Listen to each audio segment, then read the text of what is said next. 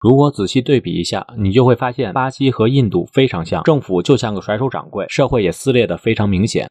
巴西的富人特别富有，1%的巴西人掌握了50%以上的 GDP。他们住在高档社区，从事矿产、石油、水利、政府等高收益行业，享受全天24小时的私人武装保护，日常生活状态和纽约曼哈顿的精英们没什么区别。而巴西的赤贫人口则超过了5000万，他们住在木棚搭建的贫民窟里，孩子们成长在黑帮和毒贩的枪林弹雨中，日常就是踢球和盗窃。长大后如果没有成为职业球员，那就极有可能加入黑帮或者贩毒组织。在巴西首都里约热内卢有座非常著名的基督山，山上矗立着一座高达38米的耶稣像。耶稣张开双臂，正面对着的是巴西的富人区，而背后则是巴西的贫民窟，这就是巴西人的真实写照。今天我们就来聊聊巴西，那个曾经的金砖四国和巴西奇迹，看看家里有矿的巴西是怎么把自己折腾进坑里的。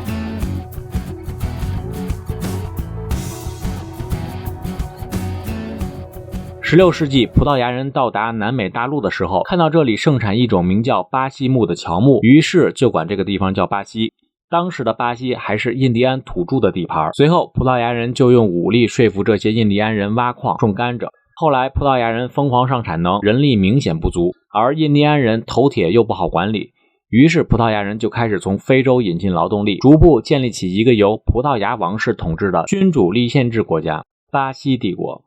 到了1889年，巴西也由君主立宪制国家转为共和国。原先帝国的贵族、大地主和商人们也换了个马甲，以国家的名义垄断了大部分的社会财富。然后这些人逐渐渗透到政府系统，通过收买权力保护自己的财富，并且一直世袭下去。这和日本的情况有点类似，现在的日本财团和内阁多数都是从明治时期世袭下来的，集团内部相互通婚，早就形成了牢不可破的利益团体。所以整个日本的上升通道被堵得死死的，年轻人要不啃老，要不就只能安心做个螺丝钉，社会稳定的死气沉沉。巴西也这个德行，最富有的1%的人口坐拥国家50%以上的 GDP， 而且巴西没有经历过独立战争的洗礼，也没有像新中国一样进行深入骨髓的改革，稀里糊涂的就混到了现代国家，画风和印度一样。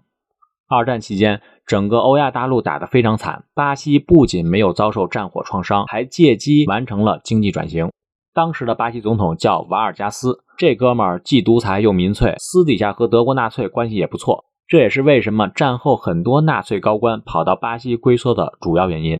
独裁加民粹也是那个时代的特色。在瓦尔加斯执政的18年里，他对巴西进行了一系列的现代化改造。一、土改，就是打土豪分田地，这样才好铺路建工厂。二、普及大众教育，有了基础文化知识才能进工厂读懂说明书。第三，就是国家带头发展工业。1940年，瓦尔加斯还搞了第一个5年计划，政府开始全面指导国内的经济生活，同时也建立起2家国有钢铁公司。实际上，瓦尔加斯学习的正是苏联模式，这也是很多后发国家常用的套路。瓦尔加斯政府的改革措施取得了不错的成果，短短几年，巴西的工业产值增加了40%以上。如果按照这个剧本往下演，巴西将会是个妥妥的工业强国。不过很遗憾，到了1954年，瓦尔加斯被军方逼死，捷克裔的总统库比契克上台。库比契克延续了瓦尔加斯的工业化路线，在他执政的5年里，巴西工业总产值增长了80%，钢铁产量翻了一番，电力和通讯业暴力增长了380%，道路交通更是增长了6倍。这一时期也被称为巴西的黄金年代，但实际上这种增长更像是特殊时代的产物。二战结束后，全球物资短缺，巴西也因此暴力输出了一波工业产品，但随着各国恢复生产，巴西的经济就出现了问题。从瓦尔加斯时代开始，巴西一直搞的是国有经济，初期能够集中力量办大事，市场好的时候，很多弊端都被忽视了，比如效率低、成本高、产品跟不上市场等等，这也是全世界国有企业的通病。等到美国这样的工业狂魔恢复元气，大量的廉价工业品出现的时候，巴西的出口就遭到了暴击。美国产品进入巴西后，不光是对巴西钢铁等重工业造成冲击，就连鞋服等轻工业也被美国货压得死死的。对于巴西老百姓来说，进口产品质量又好又便宜，那为啥还要买国产货呢？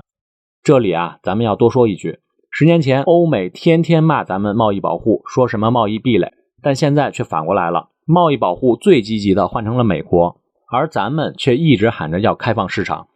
道理再明显不过，当一个国家的产业还不足以和别国竞争的时候，当然需要保护起来，要不然就跟一个孩子站在擂台上和职业拳手对打一样，对方只要一拳过来，那就再也站不起来了。当年美国、德国、日本等后发国家都玩过贸易保护，前期用高关税或者各种条款保护本国企业，等到国内企业发育好了，产品有了竞争实力，他们就满世界敲门，让对方开放市场。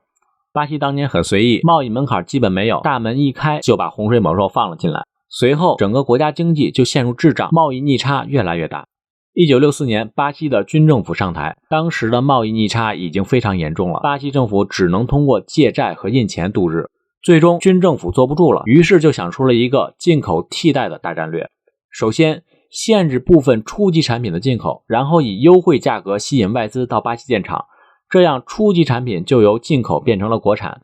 其次，将外资办厂的税收和部分财政收入投资到国民和本土企业当中，增加国民购买力，同时也扶植了本土企业。最后把这种模式逐步由初级产业拓展到中高端产业，从而实现进口替代战略。猛一看这个逻辑没问题，还隐约感受到了一种熟悉的味道，这不就是中国的以市场换发展的套路吗？那为啥巴西还是掉进了坑里呢？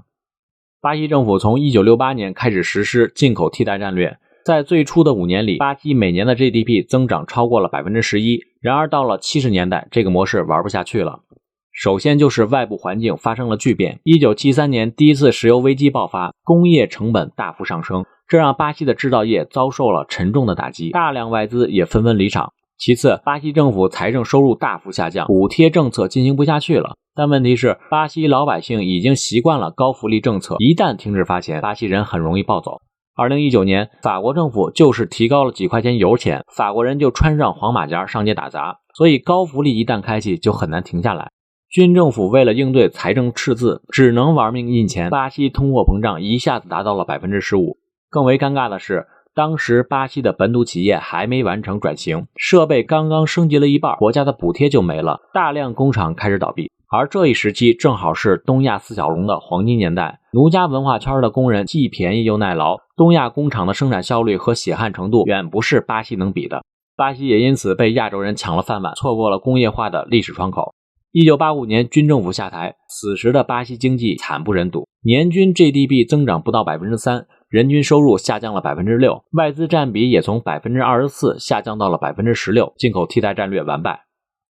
进入90年代后，巴西的通货膨胀一度接近 2500%， 货币也成了废纸。在这种背景下，激进的改革派上台，随后就发布了一系列的经济改革措施。时任巴西总统的卡多佐把自己的经济理论总结为信任市场的力量。卡多佐的经济改革和同时代的叶利钦的经济改革非常像，参照的都是西方那套自由市场经济理论。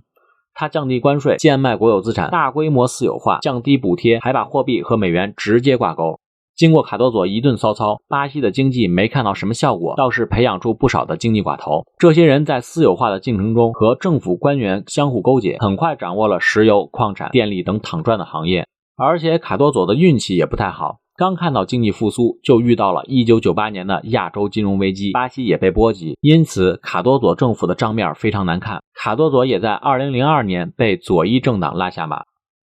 左翼总统卢拉上台后，面对的首要问题就是解决失业，保障低收入人群的生存。他解决问题的方法非常简单，那就是发钱，用撒币的方式解决过去撒币的问题。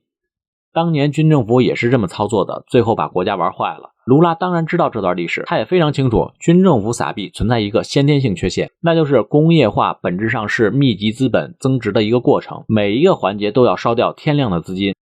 举个例子大家就明白了，一个作坊里的小老板如果想要发展成一家上市公司，那他就需要把赚来的钱持续投入到扩大再生产中，这就跟滚雪球一样，但这个过程非常痛苦，一旦遇到外部环境不好，前期积累很可能就打了水漂。当年军政府一边补贴企业，一边补贴老百姓，市场环境好的时候，国家财政还能勉强支撑，后来遇到石油危机，自己的工业又没发展起来，最后输得底裤不剩。那问题是，怎样才能投入少，收益高，既能快乐的撒币，又不会引起财政崩盘呢？卢拉的答案是卖矿。巴西是家里真的有矿，30多种矿藏的储存量排在世界前列。其中铁矿石的储存量是300多亿吨，占世界的 9.8%， 产量世界第2。所以咱们不进口澳大利亚的铁矿石，最开心的是巴西。既然这么丰富的矿产原材料无法补贴自己的工业，那就干脆拿出来卖吧。从2005年开始，巴西开始扩大矿产资源出口，光是铁矿石一项就增产了 45%， 出口额超过300亿美元。中国是巴西铁矿石的最大买家。另外，卢拉的人品是真的好，巴西发现了海盆底下的石油，接着又赶上了石油的牛市，靠着卖矿和原油的出口，巴西政府获得了可观的收益，不仅缓解了外债和财政赤字，还迅速成为全球第7大经济体。在卢拉8年的任期内，巴西政府疯狂撒币，2000万底层人民迅速脱贫，外汇储备最高时达到了3000亿美元。既然卖资源可以发家，自然就没人去关心萎缩的制造业了。而巴西老百姓因为享受着高福利，对政府公开腐败也选择睁一只眼闭一只眼。这一时期的巴西政府腐败问题达到了令人发指的地步。在当时的巴西，从议员到县级公务员，从总统到村官，无人不贪，无人不腐。巴西东北部一座4万人口的小城市，一位女市长在5年的任期内就从教育和扶贫经费中克扣了400多万美元。而由于政党的庇护，这位女市长只是被罚了款并解除公职，连监狱的大门都没进。有媒体统计，巴西每年2万亿美元的 GDP 中，至少有 5% 被贪污或者行贿了。在石油价格最疯狂，单桶超过100美元的那几年，巴西就跟个暴发户一样，在南美各国疯狂输出资本，从多米尼加的发电站到安哥拉的水坝，再到委内瑞拉的地铁线，到处都能看到巴西资本的身影。因为缺乏经验，巴西资本闭着眼睛冲进去，然后又一阵风撤出来，挥一挥衣袖，只带走一大堆债务合同，完美诠释了什么叫人傻钱多。2008年之前，巴西的年增长率超过了 6%， 高盛给巴西贴上了金砖4国的标签。2008年全球经济危机，矿石和石油价格暴跌，巴西再次输掉了底库，经济居然出现了负增长，巴西模式瞬间成了反面教材。金砖4国也是从那时起就不怎么提了。直到2019年，巴西都没走出08年的阴影， GDP 一直徘徊在 1% 到 2% 之间，但巴西的政客们仍没有放弃向民众承诺高福利政策，只是兑现的次数越来越少。其实巴西的情况并不是个案，大部分的拉美国家都是这个问题，没能把握住工业化的历史窗口，最后沦落到卖资源度日。政党为了获得选票，向民众承诺高福利，遇到市场不好的时候，政府就开动印钞机，通货膨胀是常态，政府的信用值早就刷爆了。这些国家在工业化道路上遇到的坑，中国一个也没落下，但中国人都咬牙挺了过来。我们今天的成就其实是用3代人的剩余价值换来的外汇，然后再引进设备投入生产，就这么一点一点积累出来的。如果横向比较，你会发现这个世界上大多数的发展中国家都倒在了工业化的进程中，只有中国才是那个另类。